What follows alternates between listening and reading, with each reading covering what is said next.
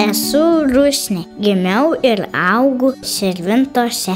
Tai pats gražiausias kraštas visame pasaulyje. Netikite?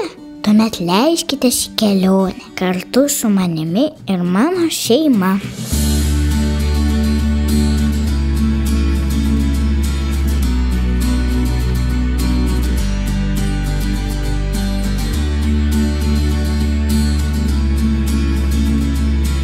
Širvintų miesto pavadinimas kilęs nuo pro jį pratekančios upės Širvintos. Tačiau tai ne tik pavadinimas.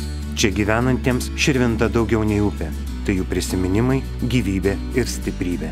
Širvinta, Širvinta, Širvinta, Širvinta, tu šventoji skubi kaip daina, švelniai tyrai plauki, mūsų svajonė į tolį šauki.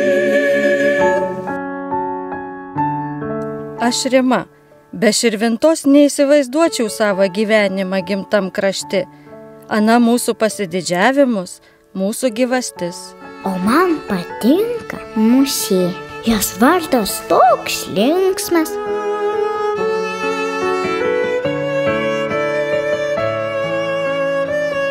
Esu Paulius, Širvintos gražiausias kraštas. Čia mano šviesiausi išgyvenimai, čia mano darbai, čia mano šeima, čia mano ateitis. Pirmieji gyventojai Širvintų rajono teritorijoje kūrėsi 9–13 tūkstantmetyje prieš Kristų. Musninkų Čiobiškio Gelvonų Kernavės apylinkėse aptikta akmens amžiaus stovyklų liekanų. Legenda pasakoja, jog Širvintų miesto vardas yra kilęs nuo Širvintos upės. Žiloje senovėje per miškų tankmę prie upės kelią pramynė briedžiai, širviais vadinami. Todėl ir upė buvo pavadinta Širvinta. Nuo jos kilo ir miesto vardas. Širvintų miesto herbe šakotais ragais pasipuošusi briedžio galva, o kalavijas simbolizuoja kovas su priešais. Gražiausias perlas Širvintų krašte Kernavė, Lietuvos pradžią menanti žemė.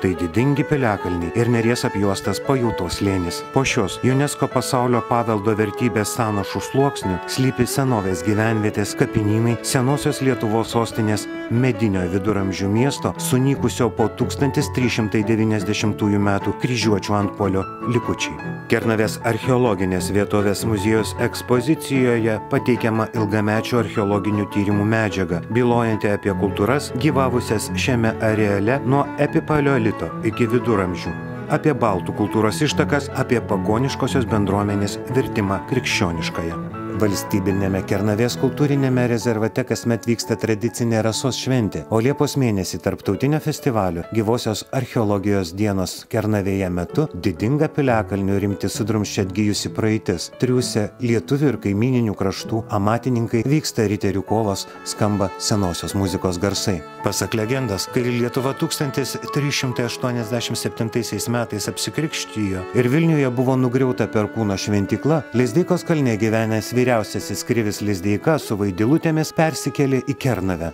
Gražiausios vaidilutės Pajautos vardu pavadintas slėnis. Širvintų kraštus man ne tik legendas ir istorija. Pirmiausia, tai ypatingų šio krašto dvasingumus.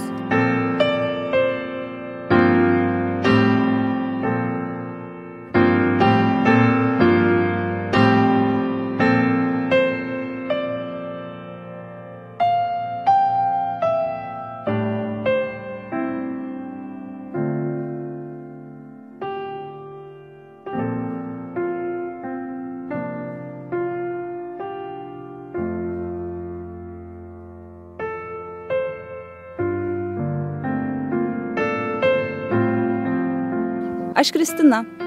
Mane žavi mūsų krašto dvarai. Juose tiek romantikos, praeities ir dabarties sankirtų ir naujų perspektyvų.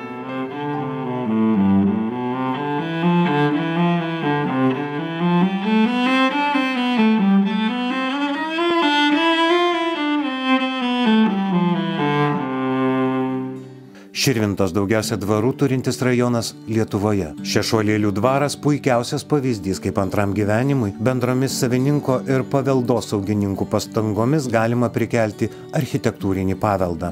Kitaip nei dauguma Lietuvos dvarų, Šešuolėlių dvaras priklausęs ne vienam savininkui per stebuklą liko nesuniokotas. Ne vieno šimtmečio dvaro istorijoje ryškų pėdsaką paliko Lietuvos didikai Radvilos.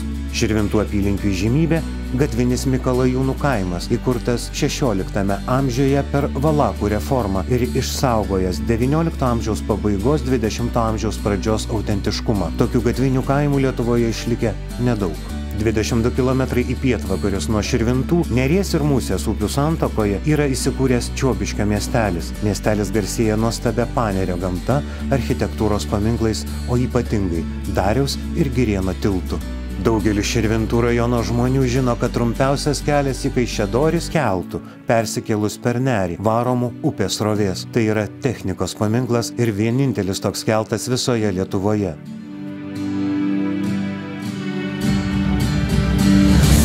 Mes esame šeima, esame tikri savo krašto patriotai. Mūsų gimtose Širvintose tiek daug veiklos ir tiek daug atradimų, jog geresnės vietos savo šeimai net neketinu ieškoti.